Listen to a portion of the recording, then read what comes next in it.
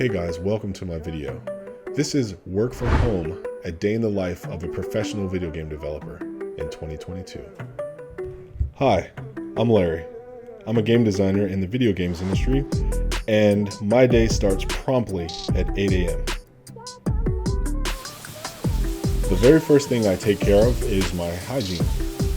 If I fail, if I succeed, you can't take away my dignity. Next thing I do is choose something appropriate to wear.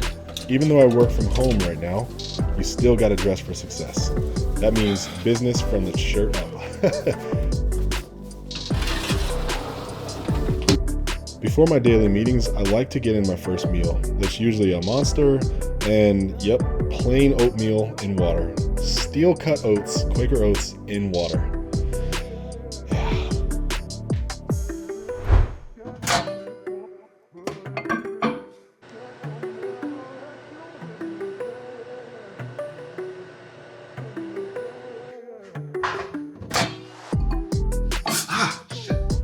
When my daily meetings start, usually I need to update my team on what was accomplished yesterday and what I plan on accomplishing today. Sometimes in the design meetings, I'm presenting an idea that I've been working hard on, looking for feedback, or sharing with them something new that I've come up with.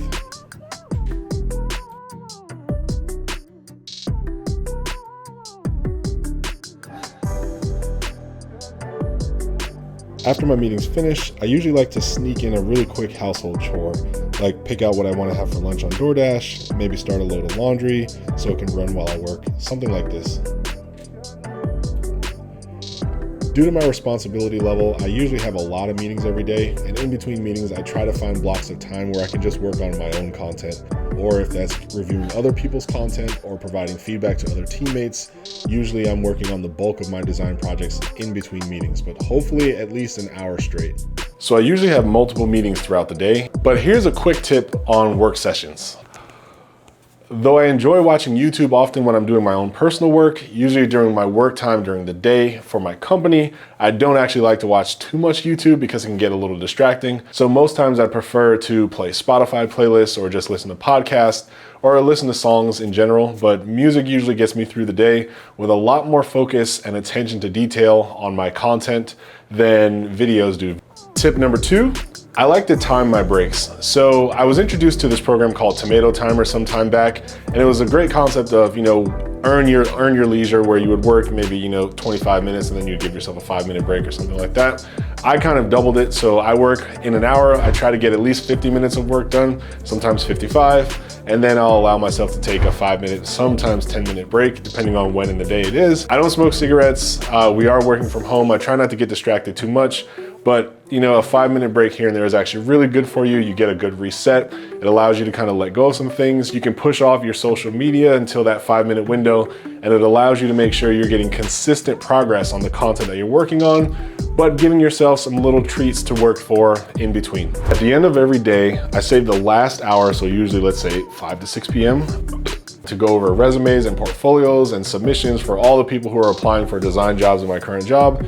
And it takes a while. You really have to go in and make sure that, their stuff is quality, it's what you're looking for, it aligns with the type of project that you're hiring for.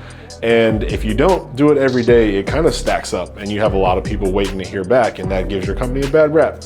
So I make sure that at the end of every day, the last thing that I do is just try to cut down however many people are in the backlog by an hour's worth, I guess is the best way to describe it. Fun fact though, that hiring process is the whole reason why I've started this channel. It's the whole reason why I'm even making this content. Depending on the job that I was hiring for, I saw so many of the same exact mistakes.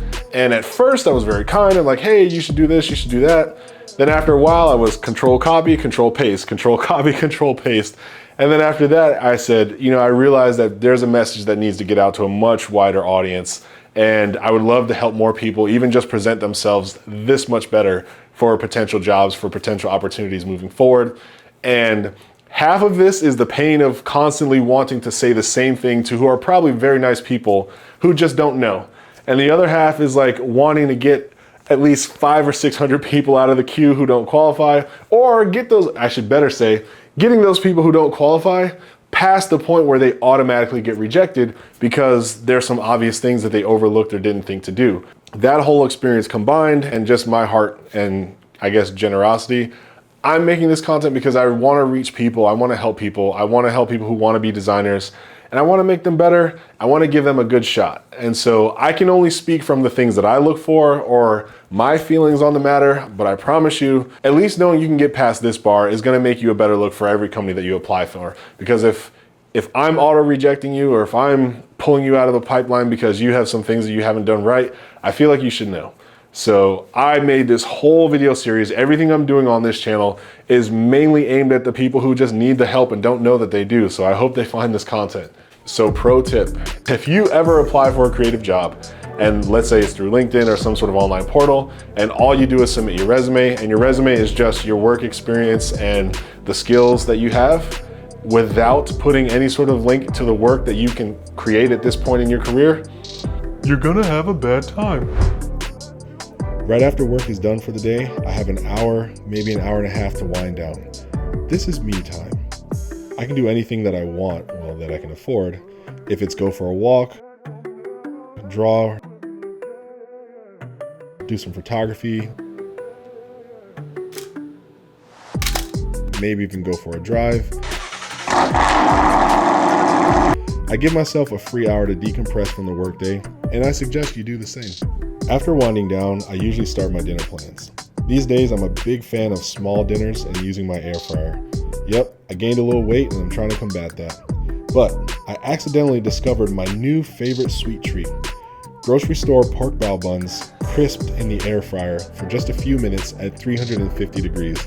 This will put the perfect golden brown crust on the buns. The flavor is the same, but the texture takes it to another level. I really suggest you try it if you have an air fryer. It's delicious.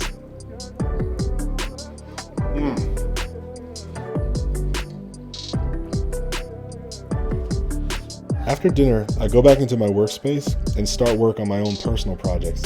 I always have a personal project, or 2, or 20, to continue to develop my skills. I'm currently working on a card game. I'm going to make a video on this soon. And I'm also participating in Inktober as of this recording. I make sure to spend time every day being creative in whatever way I see fit. This is still growth that benefits my career and helps me do my job, but it doesn't feel like work.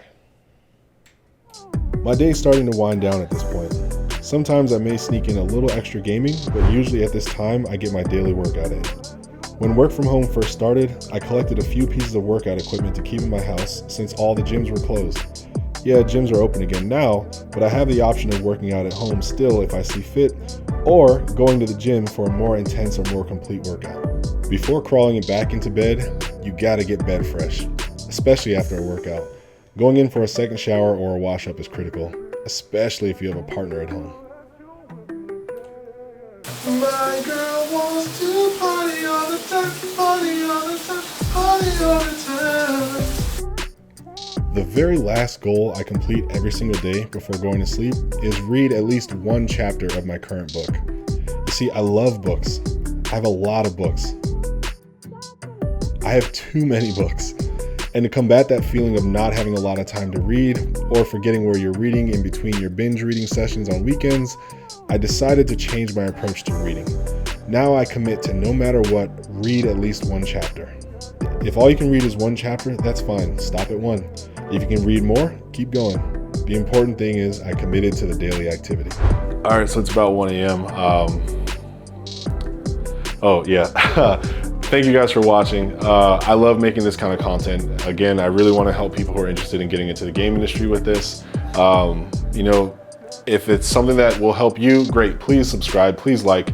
It'll help spread the word, and it's totally free to do that. If maybe you know somebody who this content can benefit, if you can, maybe just share it with them. That's all I ask.